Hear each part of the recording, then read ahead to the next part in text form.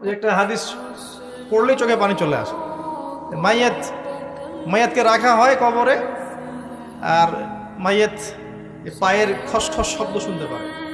তাকে যারা দাফন করতে আসছে তার পায়ের খসখস শব্দ সে শুনতে পারে। আল্লাহ পাক শোনায়। আল্লাহ পাক শোনালে মানুষ শুনবে না? আল্লাহ পাক যদি দেখায় মানুষ দেখবে না?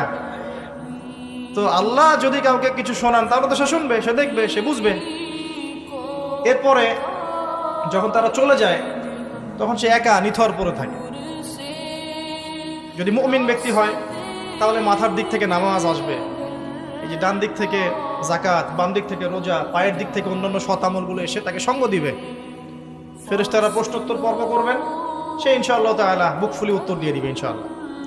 এখন দেখেন, এই যে প্রশ্ন করা হবে মান রব্বুক, কে তোমার রব? দুনিয়াতে যে আল্লাহর দ্বীনই পালন করছে না, সেই উত্তর দিতে পারবে নাকি? মান রব্বুক, কে তোমার রব? আল্লাহর সাথে দুনিয়াতে শিরিক করছে, তো শিরিকের পাপে থাকলে কি মান রব্বুক উত্তর দিতে পারবে? জিজ্ঞেস করা হবে মা দিনুক, তোমার দিন কি? যে দিন ইসলাম আংশিক মানে না, উত্তর দিতে পারবে?